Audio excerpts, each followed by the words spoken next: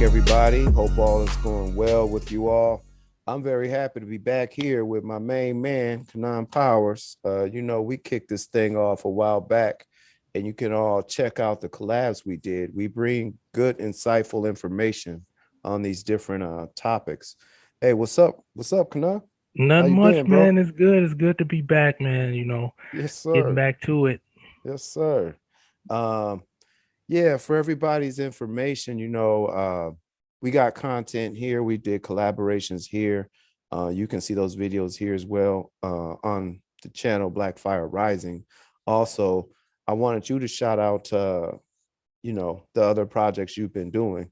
Yeah, And you could check out. Sorry about that. no, it's You good. could check out more content, additional content, I should say, on YouTube page Dope Nation. That's DOPENATION. And you could just look at more content, like I said. Facts. And we're gonna put we'll have the links up here. You might see some sort of banner scrolling across the screen right now, edited in Dope Nation. Check that out. Be sure to check that out. So yeah, man, you wanna what's the topics for today, man? You had something on your mind you wanted to talk about. We was going to visit today about black people, black community. Yeah, man. I figured I wanted to talk about polygamy. Polygamy. Yeah, I feel like it's a topic that has been talked about before. It's nothing new, but as things are just changing in society, I think it's time to revisit um, that topic and really talk Right. about the history of it and what it means today to be in a such a that type of relationship. And even in the light of Dr. Umar Johnson, who Okay. recently, I believe, got married in New York to two women. Now, a lot of the debate and argument around that was it's not legal to have that type of relationship in New York. So that's another thing that I wanted to talk about. Um, as far as how far do we take what others deem legal or illegal? How are your acceptance of certain type of marriages and still frowning on other types of marriages? So I just think it's a good time to really revisit polygamy as a social norm or not. Okay. Yeah, that makes sense. I did see that about Dr. Umar Johnson. And man, what I think, if we talk about it in different sort of contexts and categories, one would be legal, one would be practicality, or is it actually necessary? And one would be what would the cost or what would the costs or the liabilities of it be? And then thirdly, one thing that's always come to mind for me was is a lot of the evils of polygamy. Um, is a lot of that actually real? Is it a real thing or is it all sort of based on perception? So that's sort of one thing that I sort of, Yeah, that's good. thought maybe we could visit Yeah, I that think all topic. of that is good. Yeah, I think all of that is good and important to talk about all those components. So again, another person that's kind of in the social media world who I also seen had two women is this guy Kevin Wisely. So that again is what made me think about, you know what, let's talk about it because as I read the comments, I see a lot of just contradicting information coming from similar type of people. So some people will say that they're liberal and they believe in progression. They want to see everybody treated as equal. And they will be open arms to homosexual marriages and relationships, but they will frown on the black man who says that, or any man really, um, who's trying to introduce wanting to have multiple wives as a Wow. social norm. And it's like, Yeah. well, I thought love was love and all of that. So, why And all of a people's sudden, freedom to choose and people's yeah, you right to know what I be mean? who they're. Yeah. So I'm kind of curious as to why were they so aggressive towards that? They would say, "Oh, he's a womanizer," and they Right. use all these abusive terms really. And what I mean by abusive is that they just they come off in a negative way, not like a physical abuse. But Right. and I'm like, nobody says congratulations or I'm glad you found two people that you love and live a happy life like they would do any other kind of, relationship. Hey So man, go oh ahead. sorry. No, One go thing ahead. you just said that I found funny is like, and it could just be a curious sort of what do you call that? Coincidence. Do you notice how things that could wind up producing increasing population, for example, and growing villages? And I'm just saying this just sort of just without like sort of condoning either side, but Right. it seems like something such as polygamy per se in terms of numbers and population and village growth that has the potential to increase populations, and that's always seen in a negative light, in this Mhm. instance, at least when you're saying like they shout it down and they say womanizing and they say, it's immoral, but the very sexual behavior, in air quotes, quote unquote, sexual behavior that is least likely to increase population growth is lauded, is uplifted, is praised. Mhm. So the things that will not produce, will not be fruitful or multiply in terms of population is a good thing. Conversely, polygamy in this case is seen as a bad thing or stigmatized. And at the same time where, at least on the liberal side, abortions are condoned and everything. Um, I might have Mhm. to, but yeah, man, I just find that Yeah, curious. It that just is. seems like the best intellectual liberal minds seem to want to produce the least productive sort of behavior, at least in terms of population growth. Right. And I'm glad you mentioned that because that's what, we looking for answers in a way. Like like make it make sense. I think that's the term they use. Like make that make sense. Um do people want to be progressive really, or is it just to push their agenda and they use that Facts. as a tone to get people to support it, and then Right. once it goes against their agenda, then it's like, oh, that's not what we meant, or no, we're not looking at it like that. And again, I mean, I've even heard people start trying to not necessarily push but lean towards, lowering the age of sexual consent, and Right. it's like you still get more of a favorable two-sided debate where it's like some people are going to say love who you love and people can't help it, and then some people are going to say no and oppose it, and then of course you get that third side of people like to each his own or whatever. But when Right. it comes to polygamy, especially if a black man is talking about it, it ain't really much of two sides. It's pretty much one sided. And it's like, no, they don't deserve it. They shouldn't have it. And yada, yada, yada. And no woman is going to want to be in that position. It's like, well, why are you speaking on the behalf of women you don't even know yet? So if he can find two women or three women or four women that was willing to marry him, the undertone should be congratulations, in my opinion.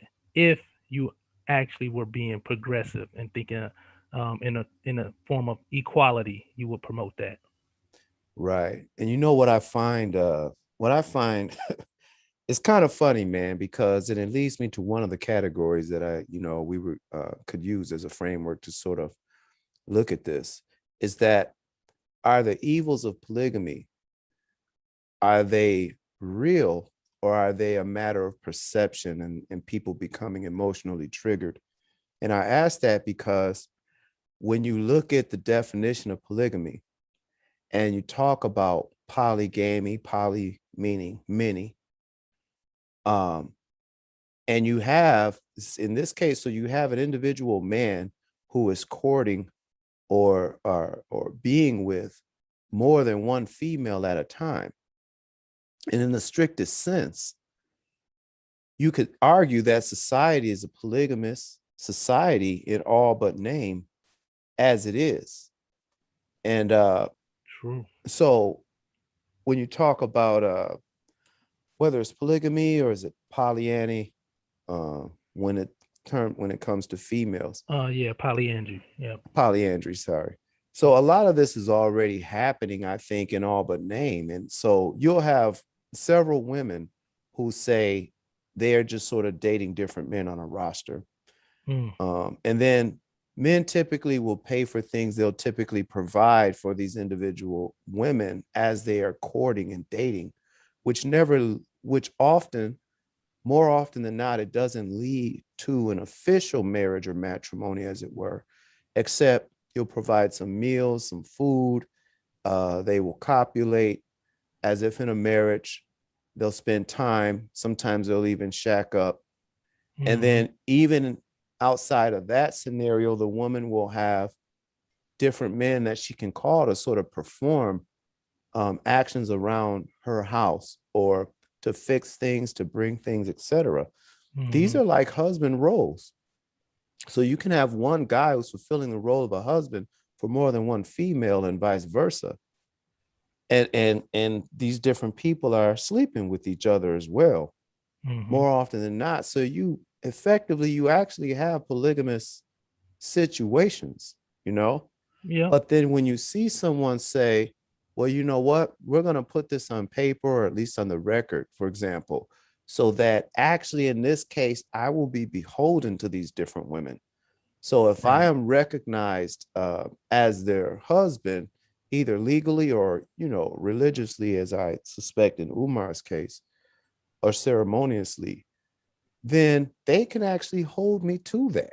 Like when they call me to come do something, or if I have to provide a shelter for them, or whatever the case may be, I actually have more responsibility with these particular sets of females than I would just out there in the field, just hitting it and quitting it and going through the Rolodex. So why is the instance where it is actually legalized, and I think in a more moral and responsible context, and it's formalized, why is that seen as evil and ill when just the regular people that are just out playing the field, you know, why is that preferable? I mean, that's Yeah. condoned in society. That's an amazing question. I would like to know the answer to that one because I mean, before you kind of just mentioned it, I never really thought about it like that. But that is very true. That whole playing the field idea is very acceptable and common, even more so than accept. If people don't verbally say it's acceptable, you can see it in behavior because the lack of relationships, the lack of monogamous relationships and marriage just in general. And yeah, just throughout the media and what people say, it's a lot of people that engage in dating multiple people. That's what they Oh call yeah. it. They say So, do you, women go through whole phases, etc. And hmm everybody lives, well, the majority of the people live sort of, strictly speaking, a polygamous sort of lifestyle, at least, um, or a hypersexualized, I don't know how yeah, want to term it. Yeah. and it has a lot, and it shows that it has a lot to do with that commitment. Because once you become accountable, and I think that's when people really run from the real issues. Um, because once you make, like you said, you put it on paper and you validate it, and then it's like people feel they have to be bound to something, and I think that's really what a lot of this new society is running from, being accountable. They don't want to be, everybody wants to be the world leader, but they don't want to take accountability for the state that the world is in under their rule Right. or leadership. And it's Right. like, well, how do you get both? You don't get both. You either want to be in this type of relationship or have this type of society or not.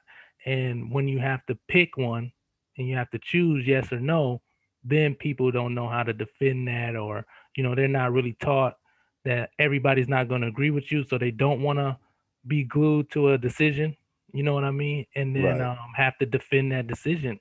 And I think that has a lot to do with why you will see people verbally say, "Oh, that's not right," but then they'll Right. Right. practice something totally different. Exactly. Did you see the dude? It's like, oh man, he a player. That dude's a player. Like, say, like a Hugh Hefner type, or just any actor or famous person. That person is actually expected, even an average guy. They're sort of expected to have some source of experience when it comes to dating, courting women. If a woman were to meet a guy who was an adult male and he had no experience or knowledge of what to do with her, I mean, functionally, intimately, sexually, I mean, that guy will be seen. It will it would be seen as if there was something wrong with him, which implies that he needs to have at least a minimal amount of experience, Mm-hmm. right? Don't go in there not knowing what you're doing. And then women are typically not expected to be virgins either. I mean, who expects to have a virgin? Mm-hmm. So when you look at a a man, and it's like, oh man, he's doing his thing, right? He's got his act together. You know, he knows how to treat them. He's smooth, he's suave. Oh, what? He's married to them? Shame on Right. him, you know? It's like Right. suddenly psychologically the entire perception of the same behavior shifts from positive to negative, even though in a polygamous sort of sense, there's actually more accountability Mm-hmm. that is expected of that person. Because you could criticize a man for dropping his wife. Right. If they have a village and he's got to build these things and provide, and he can, afford it, and he's grinding, if he just sort of boots one of them out, he's subject to criticism. Right. But from the chicks from the club or wherever he's going, or from the church nowadays that he's running through, there's no accountability for for Yep. curbing one of them. No, Yeah, I that's just true, think man. that's a crazy. That's sort of odd, but I don't think people. I think people are more dictated by opinion, loud voices Yep. in the And media. what's gonna get the most likes, or Yes, or sir. whatever. So it's like, but the problem with that is that it starts to, I think, for the younger generation, or I would just even say the more ignorant people who are not really seeing how it affects real life. Like social media has crossed the line where it affects real life. So what once was just 100 likes is now almost like 100 validations, as if people will look at those likes and say, compare it to, getting a second opinion from a professional, right? Right, Versus just like 100 likes could be from anybody. It could be from somebody who accidentally hit the button, or people who just like the person because they dress nice. Nobody really is right. deciphering why this person is getting all this attention. It's just viewed as, oh, that's because the point is valid. And then that plays into real life. So I think that's where you have to take a little bit of the social media content serious, because people apply it to real life as far as validating their point. Um, Yeah, it can be an issue. Yeah, like you yeah, said, people bring over from social media and virtual worlds into the real world. yeah. But I think that's those are some good points. Another issue I think is that when you talk about polygamy, people go straight to sex. And I think that's a problem with just being in a, like we said, a hypersexualized society, Facts. where that's all they think about. Well, you're gonna have sex with a bunch of people, and it's like, okay, again, like you said, people are already doing that. However, when you talk about polygamy, people don't ever talk about the benefits of it from a non-sexual component, because they go straight to the sexual component. Now, throughout history, um, polygamy was used in cultures for certain benefits. So when a man took on many wives, a lot of times they say it happened in societies where the woman's duties were excessive, and a lot of the women were appreciative of the extra help. Now, I know in today's society they're gonna say, "Oh, that's just nonsense." But when you think about a society where um, the men are hunting, or the man is hunting, and then he has a lot that he's bringing back to the table, per se.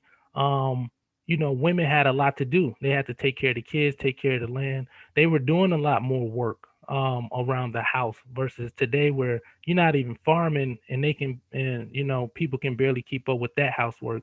The housework before modern society was a lot more intensive. So having multiple wives was beneficial for a man, in the woman, because her workload was lessened. And as far as a woman having many men, um, the cultures that kind of practiced that, because it was less common, they also did it for the purpose of minimizing inheritance. So if um if a father has 7 sons, and all 7 of those sons married one woman, then they would naturally have less children, and then when they wouldn't have to split the inheritance between seven different wives and their children. So Okay.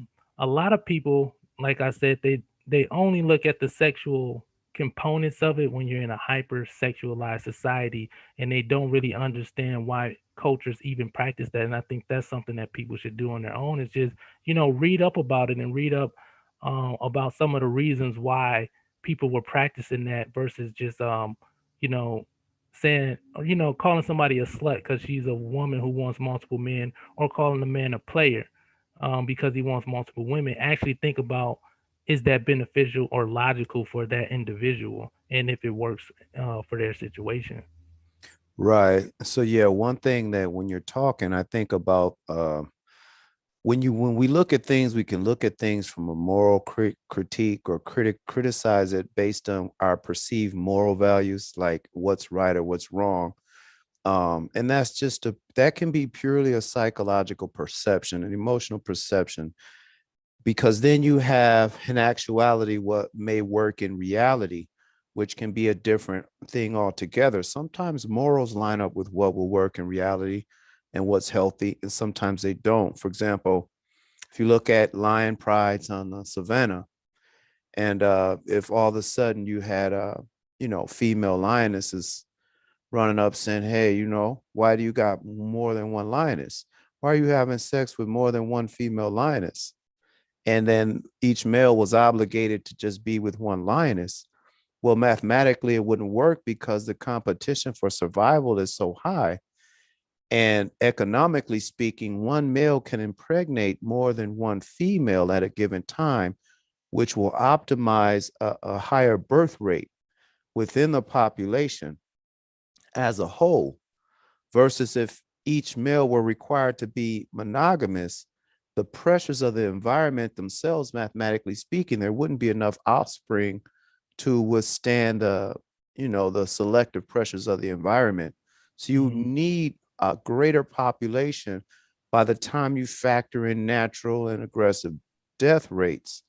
There's Mm-hmm. a problem with monogamy in nature, for example, per se. And Mm-hmm. I think that when you look at especially Black people, when you look at the ratio of men to women, and you think about the actual pressures of our environment, when we just are honest and talk about the pressures that our population in particular faces, um, and you look at death rates, prison systems, and then even beyond that, sort of the passive deaths and Mm-hmm. incarcerations that we incur at such a higher rate, meaning uh, sometimes we don't get the ring, we don't get we're not in those spaces of education, earning, and stuff like that Right. that often appeal to women.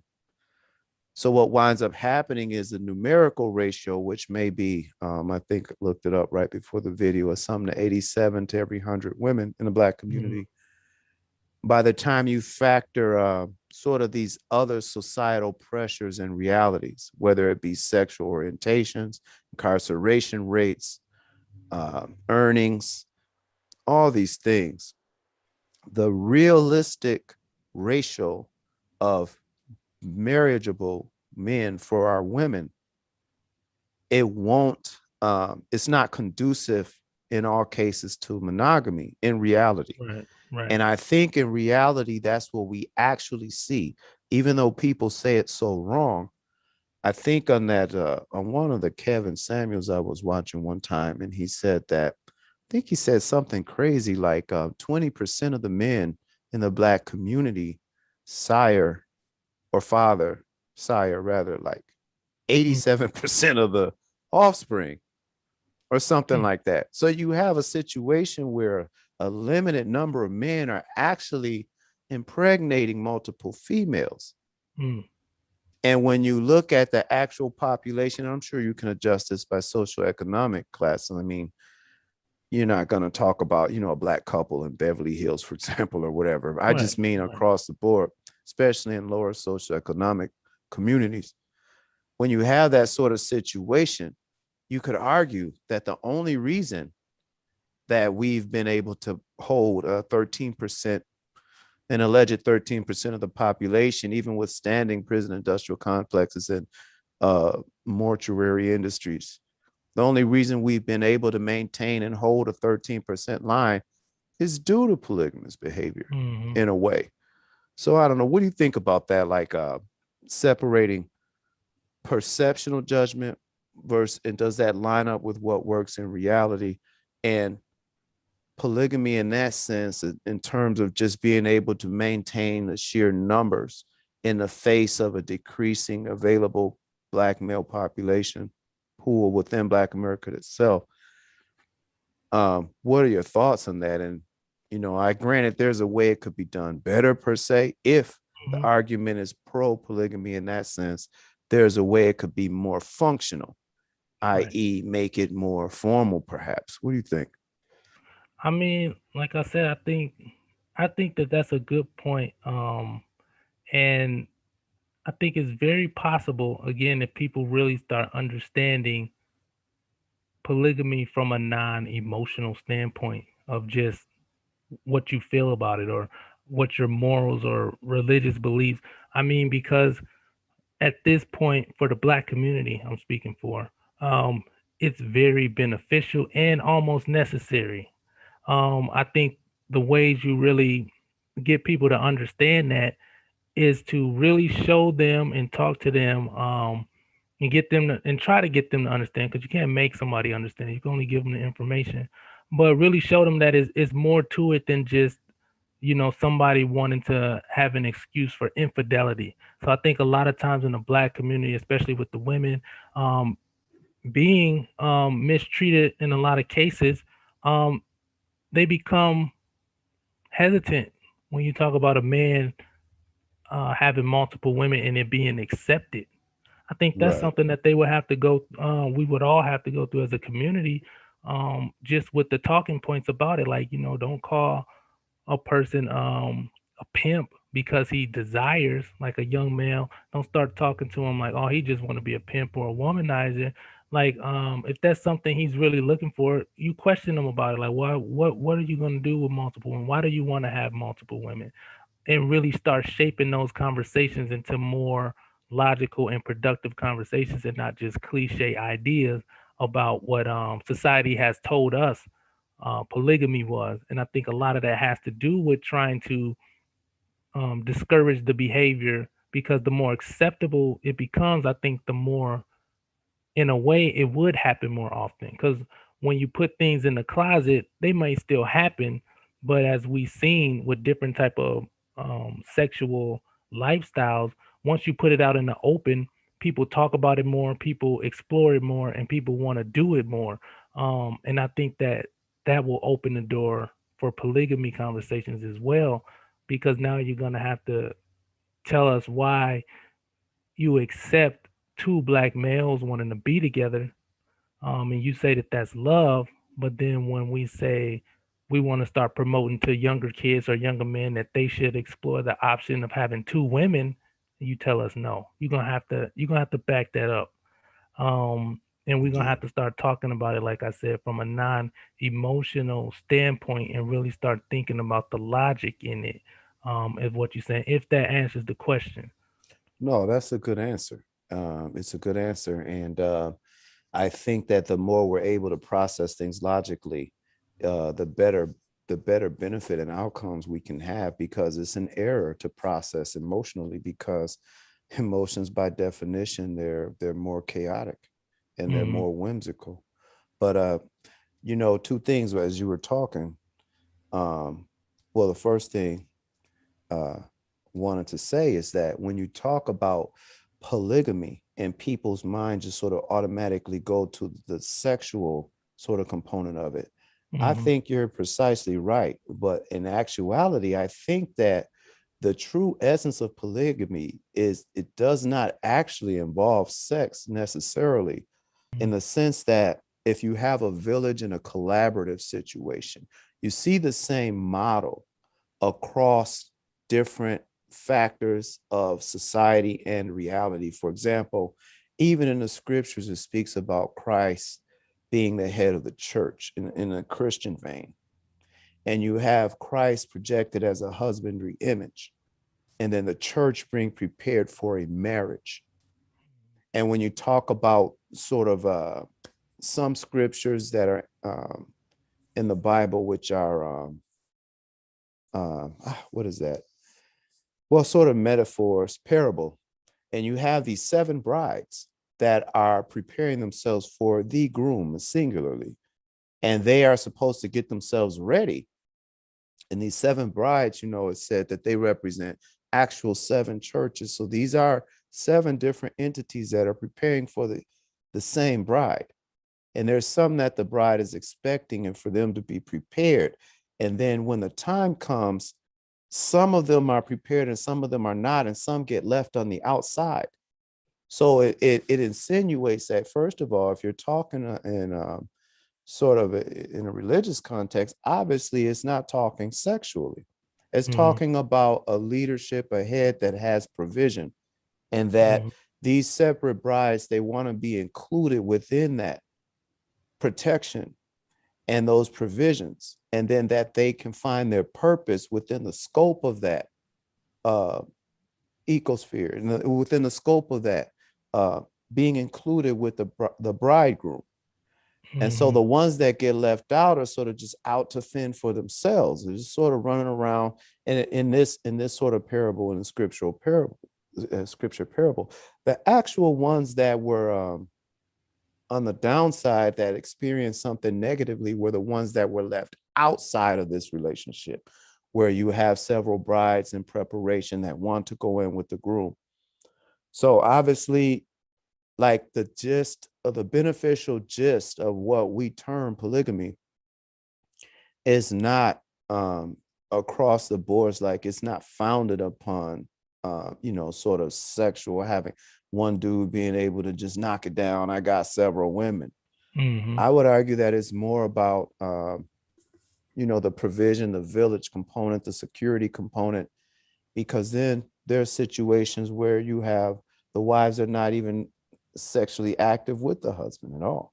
you Right. know Maybe Yep. they have offspring or not. I mean, in reality, that would be a component of a marriage, but it doesn't mean that this guy is actively sleeping with all these women. And again, coming back to the situation now, you got plenty of dudes that have several baby mamas. Right. Now, would we be Yep. better off if they were within the same sort of collaborative, where they're Yeah. working together, getting along, sharing provisions, It or would just be. everybody sort of scattered? No, it would definitely be more beneficial, just to answer that question specifically, because when you think about society, when you have one guy and he has multiple baby moms and they spread out, right? So not only do you have siblings who have the same father who don't interact with each other, so they have no knowledge of, you know, connecting with those people, because at the end of the day they still have the same father and they should have some kind of understanding and form of family. But if you frown upon it, then you automatically just cause this this friction with kids having these mixed emotions even about the parent, and we This know how that bastardization, impacts. Yeah, the right, exactly. bastardization of their identities. So they don't feel valid because it's like, well, I didn't come from a perfect household. But once you make that the norm and you really start making these people work together, or promoting that they work together, so that they don't have to have one family starving while he paying child support for two of them, and then the other ones went off and got married to some, like, you got all of this friction, and nobody's thinking about what kind of impact that's having on the children that they have, because that's a fact, like that's already been done.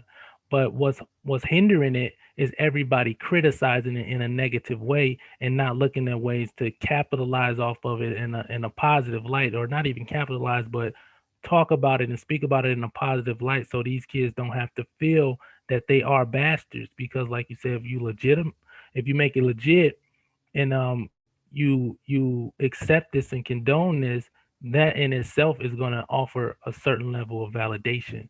and Right. security, and kids will thrive better because they don't feel like they have to be ashamed of the fact that this is my half brother or half sister and all of that nonsense. I Right. think it will make society more productive, and then the women again can decide how they want to move forward together because they do share a common factor, which is the man. So all of your kids are related whether you like it or not, Right. and And really start working through that. a lot of women have that already. They look over there, there go that bitch over there, you know. They Hmm. know each other and everybody's sort of in the same area, you know, as it is. Yep. Sometimes, you know, they kick it together or talk or, you know, it's almost sort of like structure or informally is there. And the Right. women, they know that. They sort of accept it. They're in the hood. They know each other. You know, they're not always on each other's throats and stuff. Right. No, it's true. Thing is, I just want to throw this sort of disclaimer. I am not, and I don't think Fanon is Kanan, I'm sorry, Fanon. Kanan is arguing that polygamy is or must be the absolute default mode of operation for America or even Black America. I think that I'm saying, and you can speak on this, brother, is that if that's what it's going to be, then do it right. Hmm. If you're going to have a society where people are just sort of sleeping around, you got every women, the majority of women, I'm switching to sort of the majority of women that at some point in their lives, they want a child. And what do we have now? We have women deciding they want a child but don't need the man and they go it alone. And Hmm. if you're going to have a situation in society where you have single motherhood and you have hypersexuality, right? That is a polygamous situation.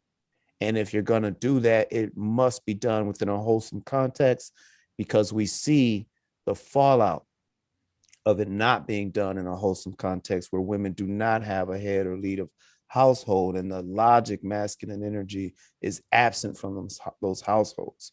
That's Hmm. outside of decency, it's outside of order as it stands. And so at least the cover of a legitimized polygamous system could address that if you're going to Hmm. go that route. Now, if your argument is no, one man, one woman, then we have to have a social structure that supports and does that. Like in the old days where women were virgins, men were virgins, they met each other, they courted, they got together. If a man got a woman pregnant, they necessarily had to get married. Women that Hmm. showed up without a husband but had children was sort of shunned. See, Hmm. that social condition supported monogamous marriages. Right. And the argument now is that we are already outside of that. You know, there is no truly monogamous marriages per se because every bride has had several grooms, as it were, in Hmm. reality, that have possibly imprinted on her on psychologically. So, you know, people that argue for monogamy, I mean, I don't think that's reality anyway. So Right. that's what I'm saying.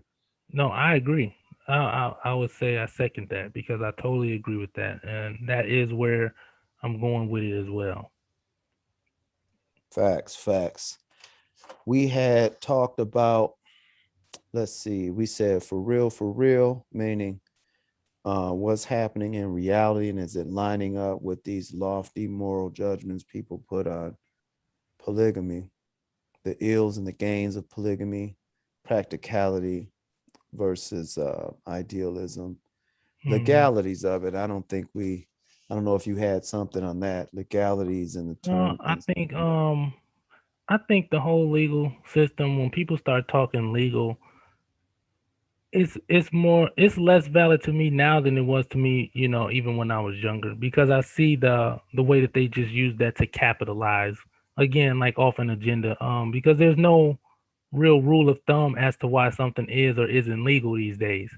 It's solely based off of who can push that law through and for what reason.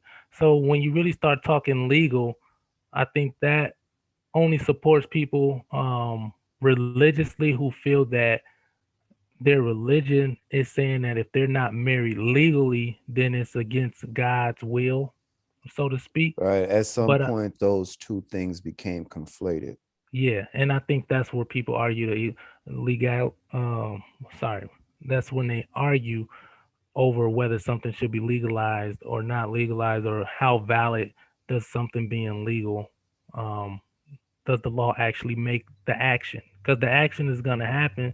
So again, I think people should focus more on socially accepting it, not necessarily making it socially acceptable because it's legal. Because there's some things that are legal that really probably shouldn't be socially acceptable. I mean, we Right. know that just throughout the history of what was and wasn't legal, because it was illegal for women to do a lot of things, that should have never been. And nowadays it's legal for certain people to do things that I don't necessarily agree with. Like people shouldn't necessarily be allowed to buy alcohol, but then they can't drink it because anytime you drink it, you cross some legal boundary. You know what I mean? You can't Well, drink and right. drive. You can't drink and go to work. Can't. So it's like, but I can buy this freely. But pretty much anytime you can barely even be drunk in public because you get cited for being, public intoxication. So to me, those type of things, when you talk law, I don't know, it's super opinionated in my opinion. So Well, right. And there's parking lots at outside the bars. And by the right. time you have one drink, technically you're over a legal limit. Mhm. And so this conflicting thing, but obviously we know those laws are built around what the industry wants. So the alcohol industry, they want for there to be parking lots outside the bars, and probably the legal, I would say, like traffic citations, etc. Municipalities, courts, they want the alcohol laws on the book because it can be used as a source of revenue. But to Mhm. sort of follow what you were saying just a second ago, you have instances where you talk about perfect laws ideally are in line with the morality of things. So a law that says thou shalt not kill, for example, it's not just that it's a law that states you shall not do it. It's that, in fact, if you do that thing, it is damaging and counterproductive to society as a whole. So if you say thou shalt not kill, it's not just like a person saying, well, we can make money if they don't kill, so let's pass a law. But murder in and of itself, it takes life away from the society. So that is why it's wrong. It's inherently wrong. And hence the law that states it explicitly that it's wrong, they're in agreement. Like if you say thou shalt not steal, so stealing, we know that is taking away. Anything that's taking away, anything that's negative, objectively negative, uh, is wrong by definition because it's negative. And hence the law that states it is only resounding, it's only restating what is already obvious. So, but some laws, they don't follow moral codes necessarily, they follow corporate business, they follow sort of arbitrary decisions. So like if you have a law that says marriage is legal between two men, whereas the law that says marriage between one man and two women is illegal. Well, there's nothing objectively obvious in either of those two actions that says one is positive and the other is not. Actually, if you Mhm. wanted to argue, a marriage between two men is incapable of producing offspring organically Mhm. outside of artificial insemination of somebody, or we're waiting for science to catch up, or we're going to adopt. Outside of sort of this artificial stuff, objectively speaking, that would be a negative sort of union in the sense of being productive. Mhm. But the law says it's legal. So that Right. law is not actually in alignment, organically speaking, with what is obviously productive, either positive or negative. I mean, strictly Right. speaking, not casting judgment. Right. But so well, I think what we have now in these instances is laws that are not following absolute moral codes, in truth and reality. They're sort of following arbitrary judicial decisions. What's Right. best for business? What's best for industries? What's the public perception? And so Mm-hmm. we'll make laws around that. Yep. All an agenda. So, somebody has an agenda and they push a law that supports it. And usually it's going to boil down to somebody making some money off of it. you Money, know. yeah, So, eventually it goes back to you can track it with money and the greed. hmm so Yeah. yeah, man, I think go ahead. It's curious, man, how that works. Like sometimes how everything seems to track back to money and greed as a motivator, even when I think sometimes the agenda is not firstly a economic agenda. For example, Hmm. if you have an agenda, like say the prison industrial complex, I honestly believe like racism, white supremacy, the primary agenda and satisfaction for that spirit of racism, white supremacy is locking up black men. By and large, is reducing the black population. I think that Hmm. is probably the number one satisfactor and the goal for them. Hmm. However, the motivation and when you track it in reality, it does come back to money and greed because the system through which you reward people for going along with this agenda is not just that they want black people locked up and the population reduced. It's that, okay, the apparatus that we're going to use is these prison systems will make a lot of people a whole lot of money, Hmm. and people's jobs are going to depend on whether they're prison guards or police officers or parole officers. There's a lot of jobs and satellite industries that are going to be built on this, so that the foundation in reality, it always comes back to money. It's funny, like, Yeah, funny no, that's money, true. That's a good, root of evil, yep. love of it I rather. agree, man. That's so yeah, that's just to touch on, the legal parameters of polygamy. It's really gonna boil down to if you want to legalize it, you just gotta get the right people to protest and the right pay off the right people to get that push. But that will have nothing to do with like the more important aspects of it, which I think we touched on, were if it's beneficial and really understanding the nature and what it will produce, for the black community or just society in general. That's more of a because I mean if they legalize child pornography again, like that's not something that's gonna benefit society, No, it's but and like I you don't, said, it's a you know, business. It's a right. yeah.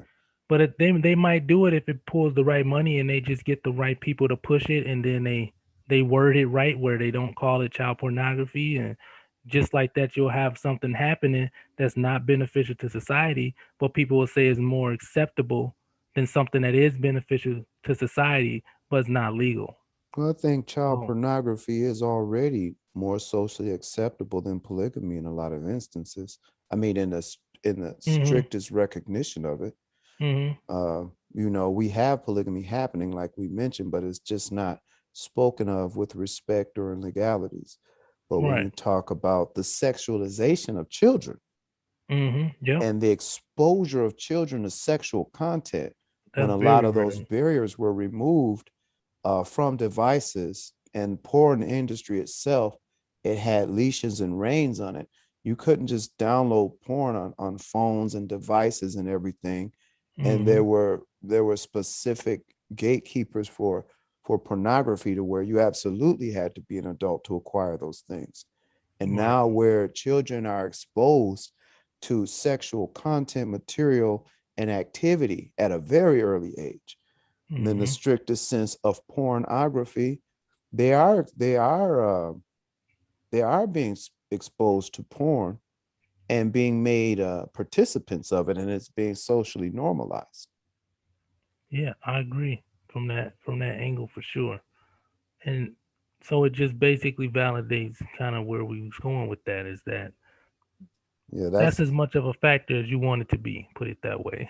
and that could be a whole episode, man. Is I think a lot of people they're unaware, and Mhm. it would be shocking because I know about this. I sort of looked into that, and it's still shocking to me every time I think about it. But there's a history behind that, and there's a history to the movement to lower, and I think you mentioned to me a little earlier, lower the age of consent.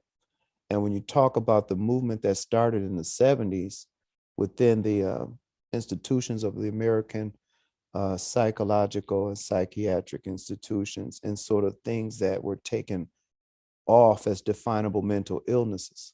One of those was homosexual tendencies and behaviors, which in the 70s, though it wasn't strictly illegal per se across the states, it was still defined as a sexual deviancy. Now, that was taken off the dockets first. Now, whether for better or for worse, people can judge that. But we see those same sorts of efforts in terms of trying to define ages of consent and whether children should be subject to sexual advances from adults. And I mean, not just 11 years old, but even younger. That movement is happening within those same spaces today and have been. And as people need to know the history of it to know actually what's on the horizon and what they're pushing for. But yeah, like again, like I said, that would be for Yeah. another shocking episode. But hey, man, I wanted to Mhm. just say one other thing real quick. Like, yeah, we can push for what ought to be legalized and what's best and works best for our community. And whether or not, in my aspirations, the greater society or the lawmakers in this sense, which is a dominant culture, decides to put their stamp of approval on it or not. As I always say, at the end of the day, reality and truth is going to get the last word. Like it's going to be what actually works and increases populations is what's going to happen. Mhm. And if that doesn't happen, the alternative is population decrease, which is already happening and happening around the world. So either people are going to do what works and survive, regardless of what the law says, or they're going to do what doesn't work in reality and love, quote unquote, love who they want to love, do what they want to do. And Mhm. eventually there will be a continual population decline in reality. Not talking about emotional triggers or perceptions, all of that aside, at the end of the day, man plus woman, especially plus women, equals next generation. Mhm. Facts.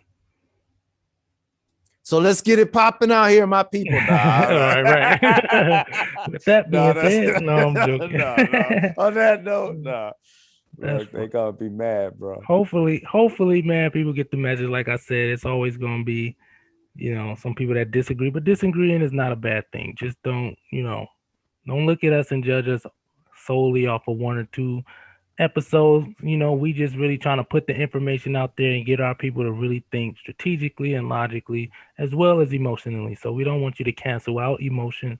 We just want you to factor in all those other components of thinking. And put emotion in its proper place. You think, your logic, you process things so that you don't get hurt by reality. After you make the right decisions, you feel good about it. Hmm. After you build the house, you have a little fireplace and do your Christmas celebration or whatever you want to do in there. That's an emotional, nostalgic time, but it has to happen within the context of a structure, Hmm. which requires logic to build. And oftentimes we put the emotional cart before the logical horse.